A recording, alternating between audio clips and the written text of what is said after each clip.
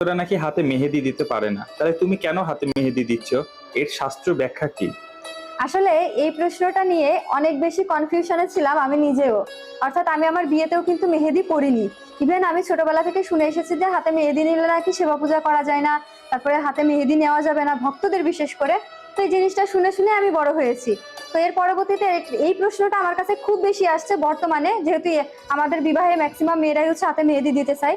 তারপরে আমি যখন বৃন্দাবনে গিয়েছিলাম, ওখানে আমি নিজে দেখে এসেছি ওখানে যারা ব্রজবাসীরা আছে বা যারা আছে ওখানকার প্রত্যেকে যারা বিবাহিত নারী আছে তারা কিন্তু হাতে মেহেদি দেয়। ইভেন বিয়ের দিন তাদের মেহেদি দেওয়াটাকে তারা অনেক শুভ মনে করে। এরপরে নিধিবনে, অর্থাৎ যেখানে রাধারানীর যে লীলাটা হয় প্রতিদিন, এখনো আমরা যেটা জানি যে এখনো নিধিবনে কিন্তু লীলা হয়।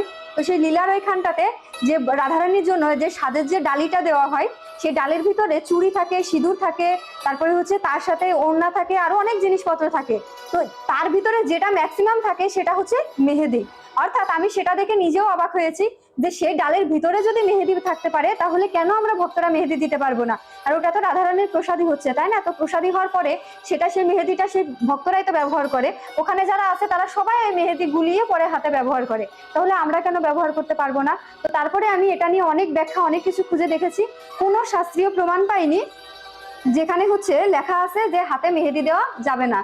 ঠিক আছে, তো এই বিষয়ে নিয়ে আসলে আমাদের ভিতরে হয়তোবা কোনো দ্বিধাদ্বন্দ্ব বা কুসংস্কার ছিল, কিন্তু মেহেদি পাতা হচ্ছে একটা গাছের পাতা, যে পাতা দিয়ে একটা কালার হয়, বা নারীরা সৌন্দর্য মানে বর্ধনের জন্য এটা ব্যবহার করে।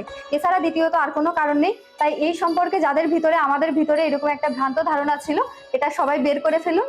মেহেদি অবশ্যই দেওয়া যায়, তবে সবাই চেষ্টা করবেন অর্গানিক গুলো ব্যবহার করার। অর্থাৎ অনেক কেমিক্যাল থাকে যেগুলো হাতের সমস্যা হতে পারে।